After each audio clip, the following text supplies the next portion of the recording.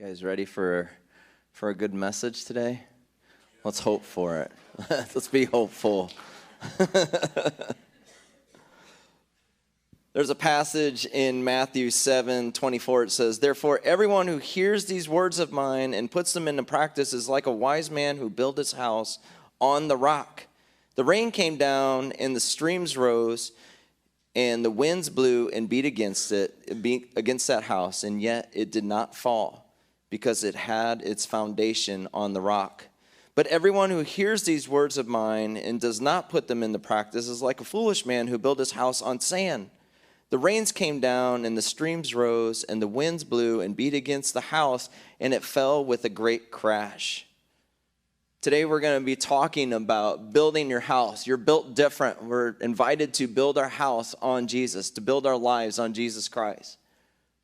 That He's our hope, He's our trust, He's our everything. And as I was reading that passage this week, Amy was talking to me a little bit about that passage, my wife Amy here. And she said something that's really important, which is, you're driving the ship. When the rains come down and the winds blow and everything's beating against your house, you're the one that's driving the ship. You're in the ship. That you actually have some control. If your life is built on Jesus Christ, you have authority in Jesus Christ. You're driving the ship. Maybe you can make some things change in life. If you feel like the rains and the winds are blowing against your house, and maybe the rain and the wind is busyness. Well, guess what? You're driving the ship. Maybe the wind and the rain is, time that you wasted or you felt like you wasted. Guess what? You're driving the ship. You can make changes today. You get to drive the ship. You can make decisions in life.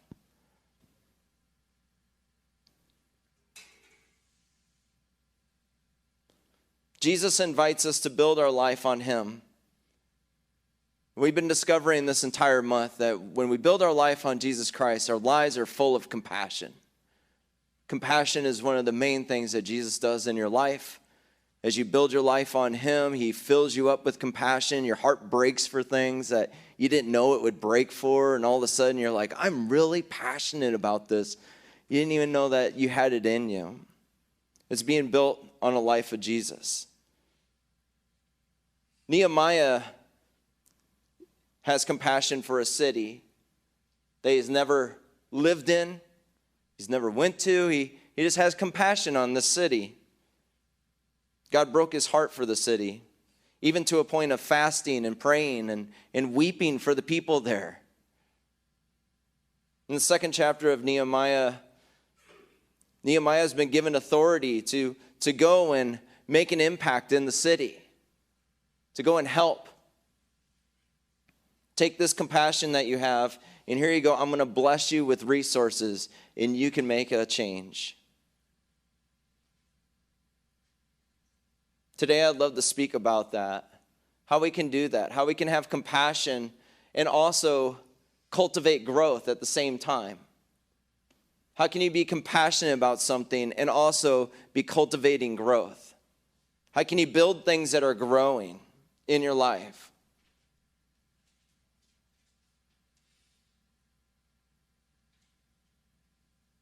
What is a compassionate person to do when you're trying to help people that want nothing to do with help? Have you ever came across that? What is a compassionate person to do when your helping is actually hurting? How do we have compassion and cultivate growth?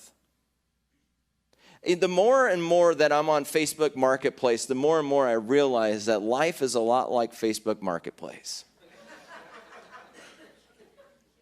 Hang in there with me. You got a chair for sale, and you want $25 for it. So many people want to ask you so many questions about this chair. What's the leg height? Can you put it next to green? Because I want to see if it would... Actually, can you switch that up? Put it next to hunter's green. So what's the back of the chair? What's the height of the back of the chair? How wide is that chair? 110 people wanting to know all the specifics about your prayer, or about your chair. They want to know everything there is to know about it. And then comes the time that you sell the chair that you're asking $25 for, and you sell it for 10, right? Amen. Just get it out of my garage. I just want it gone. $10. I'll leave it outside. Just slide some money under the garage door. I don't even care at this point. All they have to do is get in the car and drive there and pick it up. That's it. We made a deal. It's good to go. You've asked all the questions you could ever know about the chair, and here's your opportunity to come get it. Actually, by the way, could you drop it off? I live in Silvis. No, it was $10. We started at $25. You asked me so many questions about this chair. Sometimes you feel like you're spinning your wheels. Facebook Marketplace is a great opportunity to discover about life, because sometimes there's so many questions, there's so many opportunities, and all you got to do, you try helping people around you, and all they got to do is just be a part of what you're doing. Be a part of what Jesus has. So many questions about a chair. It's time to come pick it up. I can't do it. Same situations over and over. You give knowledge, you give godly advice, you give prayer, you give insight, wisdom, you give Bible references. All you got to do is put it into practice. And it's so hard sometimes. It takes a lot of energy, and it's the same results a lot of times.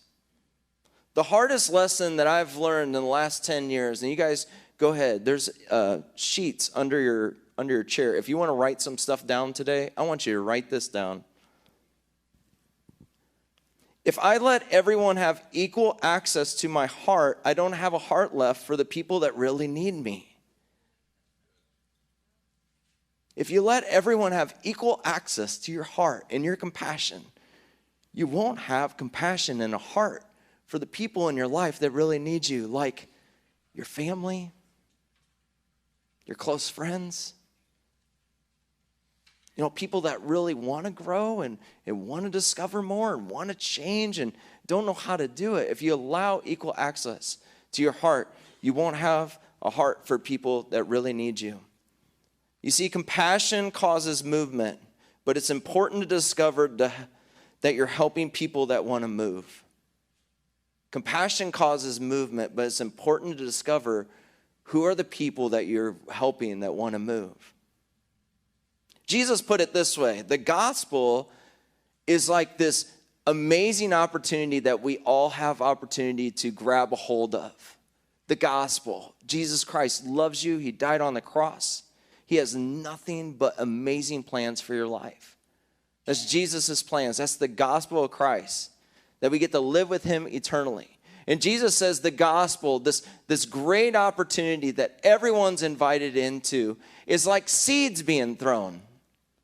It's like seeds being thrown, and some of them land on hard soil. And the birds come down and they pluck the seed and they fly away. And some of them land on thorny soil. There's already things planted there. And the seed tries to grow, but there's too many weeds. And some of them land on rocky soil. They sprout out really quick, and then there's a wind or there's a little storm that comes through in life, and they're gone. And some of them land on good soil. Those are the ones that you cultivate growth with. Those are the ones that we can cultivate growth. I have a little demonstration for you guys. This is dirt from that big plant in the back there. You see that? Ish. All right. So Jesus says that seeds, the gospel is like seeds, and we can throw them everywhere. So this is corn. This is sweet corn. How many of you like sweet corn? Amen? Yeah, some butter, real butter. Real butter, that salted stuff. Oh, man, on sweet corn. Oh, yes.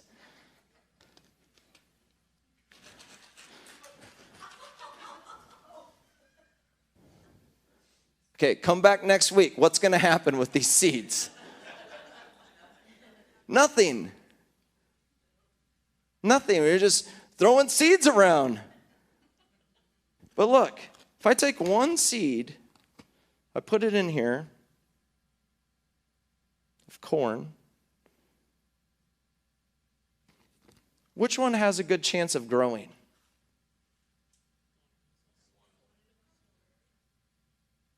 These are sunflower seeds. I got these for you, baby, because she loves sunflowers. Here we go. I don't have any more seeds left. We're just throwing seeds, allowing equal access to our lives, to everyone. And we're like, why am I feel like I'm spinning my wheels all the time? Because cultivating growth, what this is going to take is, as we're trying to chase down the birds that have taken the seed away, as we're trying to make something grow in a hard ground, as we're trying so hard to help and motivate and wake up and do all these things, this seed here that can actually grow, it needs watered, it needs tended, and it needs cultivated. How do you cultivate growth? How do you do that in life?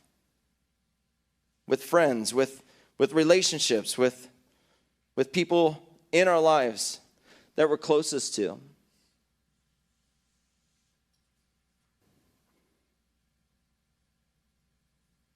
Nehemiah was moved with compassion to come to Jerusalem to help them build the city again. The city was destroyed by the Babylonians. He came and the Babylonians came and took everything that they possessed. They stole it all, everything, left them with nothing. And they destroyed God's temple. All the walls to the city were torn down. The temple was destroyed. They burned everything. And there's a small remnant of people that were left that were like, we're going to stick this out. We're going to stick it out. So Nehemiah comes to inspect the wall. As he was moved with compassion, he gets freedom from his job and comes to inspect the wall, inspect the gates, inspect the temple. And then he puts on his general contractor's hat and he puts people to work. Let's look at Nehemiah 3, verse 1. It says, Elisha the high priest and his fellow priests went to work and rebuilt the sheep gate. So I want to stop there really quick. Elisha and the high priest, the fellow priests, went to work to rebuild the sheep gate. Elisha is the high priest. So at this time, there was only a high priest that was able to enter into the Holy of Holies of God. And Elisha, the high priest, was that guy. And he was able to even go into God's presence. The very first person that helps to rebuild the city is the high priest. Let me get my hammer. Let me get some stones. Let's rebuild this gate. So him and the other priests start rebuilding the gate. They dedicated it and set its doors in place, building as far as the Tower of 100, which they dedicated, and as far as the Tower of Hananel. The men of Jericho built the adjoining section, with Zakur and Nimri built next to them. So Nehemiah has this blessing from the king with resources. He takes it and pours it out to all these people to help them build the city again. Let's build the city back up. Let's build the walls back. Let's make sure people are safe when they come to worship God in the temple. One thing that really struck me this week is sometimes, I think that God's just blessing me for blessing me. And as I was thinking about this with Nehemiah, when God blesses us, it's actually an awesome opportunity to be an overflow to the people around us, isn't it? Maybe it's not about us and us receiving our blessing. Maybe it's about us being a conduit for God's blessing for others. Isn't that cool? So Elisha gets all the resources from the king. He has the blessing of the king. He goes and he helps them rebuild the city. I like to point out who Nehemiah is working with. He's working with the high priest. He's working with the priests from the region. So all the priests are out there working away. He's working with fathers that were left, some small remnant of people that were left to help, fathers and sons. They were all working together. People were bringing them food as they're rebuilding these walls. You can see something that's really important here is everyone had a part to play, didn't they? As the priests are rebuilding the gate, the fathers and sons of this tribe are rebuilding the wall that's holding the gate. Have you ever tried to put a door in without any walls around it? It doesn't stand real well. So everybody had a part to play. They're putting in a door, and then they're building walls next to them. And then they've got another door. There's 12 gates around the city. And so these people they're putting everything together, and they're working their way towards completion of the walls. Everybody had a part to play. It's a beautiful picture of unity. You don't see the priest just working in the sun, working away, working really diligently, and everybody's just kind of sitting at home waiting for the priest to get this job done. Everyone had a part to play. The second thing I like to point out about Nehemiah's story is Nehemiah was filled with compassion for this group of people to come help support what God had been doing in their hearts. Think about this. It was never Nehemiah's idea to rebuild the city. That was never Nehemiah's idea. God gave Nehemiah compassion to come help people that were already building the city. There's a big difference there. Otherwise, it would have been Nehemiah doing all this work, and we'd hear the story of Nehemiah, and Nehemiah put the gates in. No, these people were ready to build. They're ready to grow. As you're building your life on Jesus Christ, build around other people that are builders. Work side by side. Find a place of rebuilding the walls and take our section and our ownership of that section.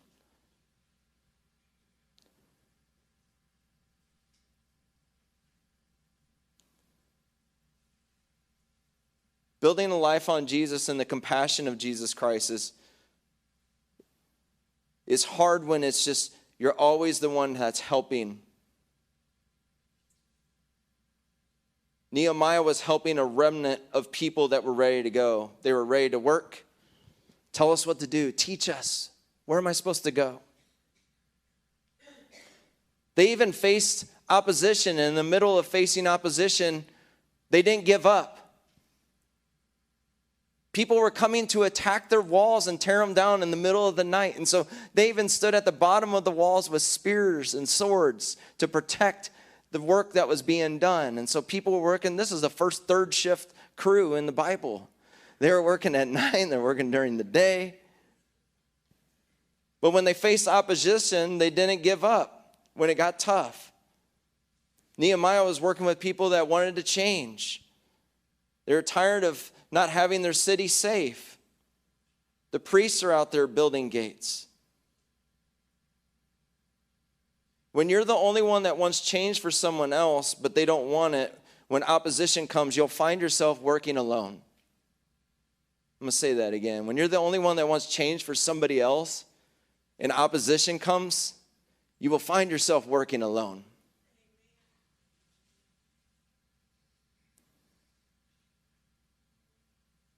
Compassion causes movement, but it's important to discover the people that you're helping that want to move. This is cultivating growth. From a Bible worldview, I like to give a concept on building a life full of compassion that you can do for the long haul. From a Bible perspective,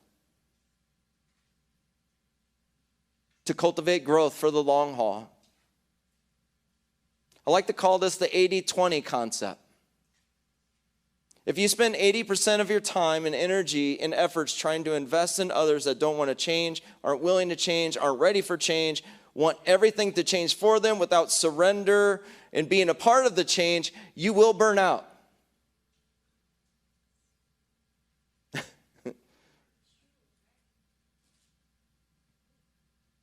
You will burn out. Your helping is not only sometimes hurting, but enabling other people that don't want to change, and it starts to weigh on you. You'll end up trying to do all the work for people. You'll give godly counsel, and they choose to do the exact opposite a lot of times. Jesus, the Son of God, spent 95% of his time with people that wanted to change. The disciples wanted to be a part of what Jesus was doing. They had a heart to change. They wanted to grow. Jesus cultivated growth. 80-20 looks like this. It looks like your time, your energy is spent with 80% of people with the same journey as you. They're building also. They're moving forward. They're growing. Not focused so much on the past, but taking steps in faith. And as you do this, you will have so much compassion for the 20% of people that it just seems like you just pour out and there's nothing in return.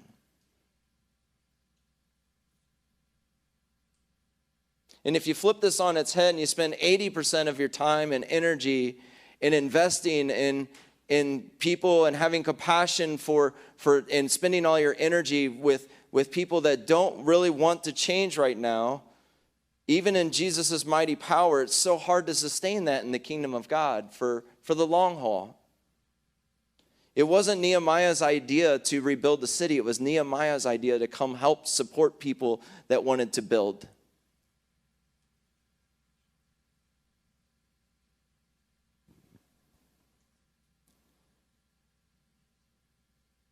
So I felt like there's some ministry opportunities today. And one of them is this, is to let go. Let go, which is really hard to do. And a better verbiage of let go is to release. Because sometimes we're just constantly trying to drag other people into the goodness of what God has done in our life, and sometimes just don't want it. And so sometimes it's so much better to release. Release people over to the Lord. Letting go sounds like you're giving up hope, and giving up hope is very different than releasing over to the Lord. And just saying, God, I just choose to just trust you. Would you highlight people in my life that I can cultivate growth with? People in my life that I can grow alongside. And give me compassion, Lord, for people that I need to release today.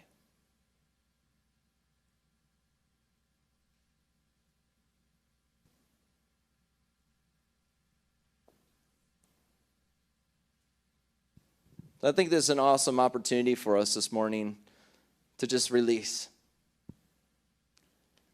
Maybe you started a journey of faith and following Jesus with somebody else, and you're the one that's powering through it, and you've been walking ahead. Or maybe you might be the only person in your family this morning that still attends church and comes to church and wants to grow in Jesus, and it just weighs on you. It's like, guys, there's so much goodness in God. There's so much goodness in gathering together and worshiping him. It's just an awesome opportunity to say, Jesus, I just choose to just trust you. I just release. Release people that have walked away from the faith completely, and like, I just need to go find them. Maybe I can get those birds and gather back those seeds to just release to the Lord today. Because it weighs on you. And I just want you to know that's not your weight to bear. That's not yours to bear.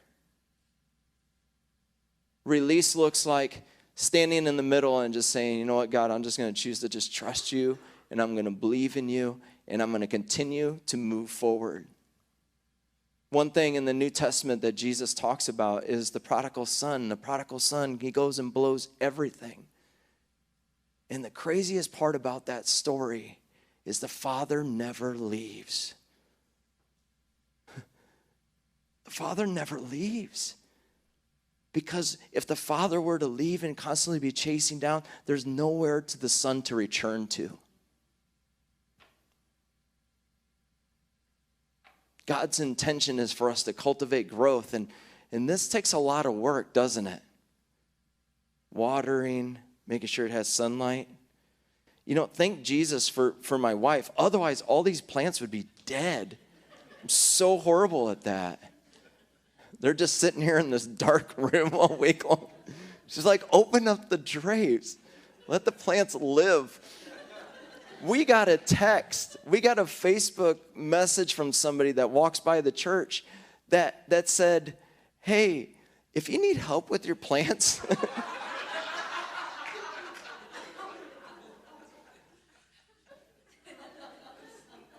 was like, you just want to take them home, right? She started naming them off. That one that's in the corner, the money plant, I was like, we got a money plant? Does it grow? Let's water that thing. It's so hard to cultivate growth when we're just distracted with everything else. And so I just really feel like the Lord's just invited us today to release. Release over to him. Just trust him, trust his process. Guys, my parents released me. They had to. They had to. I was so lost. But the problem is I knew everything that was good. I knew all the goodness of God, and I still chose to just run so far from it. And they had to release.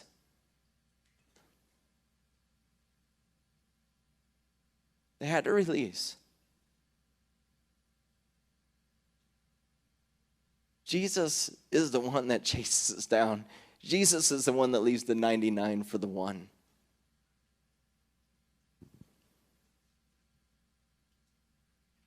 Continue to cultivate growth.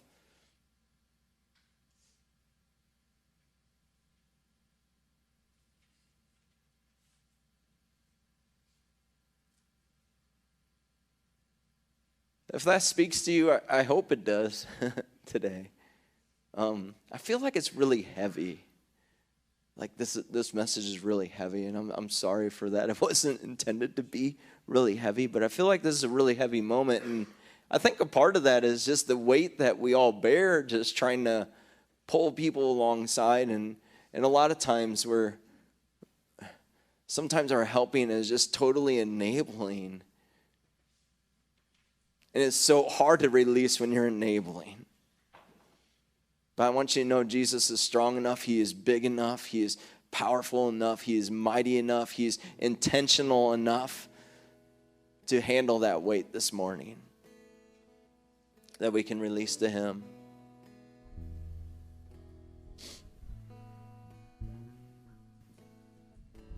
So let's just do that. Lord, would we be people that could just see the things that are going on in our lives and grow those and stand firm on you in the wind, in the waves, and anything that comes our way, Lord? Could we just be people that just come to you in times of need and just know that you're there? And also, Lord, could we also be people that could just trust your process with others in our life? That we could just release the process that you're working on right now in other people's lives, right now in this moment, that we could just trust that and just say, Jesus, we know you got this. Lord, would you fill our hearts with compassion for areas of our life that maybe we just completely need to release over to you, that you've made us so compassionate in certain areas and for certain people that we need to release those over to you, and we need to invest our time and our energy and resources into people that also want to grow. Teach us what that looks like, Lord.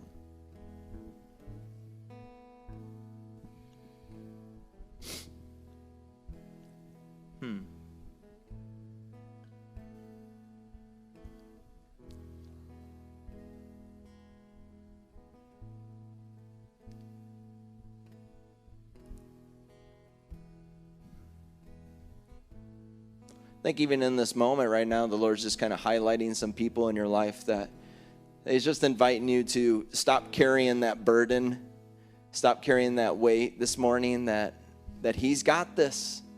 He's got it. And you just get to release this morning. That He's just inviting us to just release. Your investment has been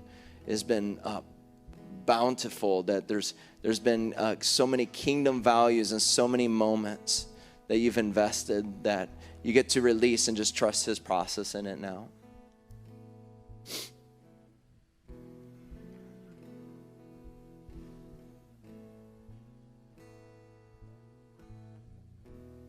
I just invite you to just go ahead and say that. I release.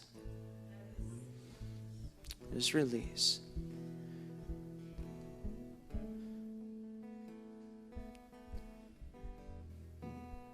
Lord, I also pray that you just open our hearts and our minds to make wise decisions in how to pour into others around us that are just like so hungry and ready to grow in you. Want to make changes in life and have no idea how to do it. Lord, would you give us compassion for people like that in our lives also? To come alongside people and just be an encouragement and be a resource and just bless them in their journey with you, Jesus. And also just do that in the four walls of this church and in the people in this church, God. That we just be a resource to one another, just as you designed it. Encourage one another, spur one another on.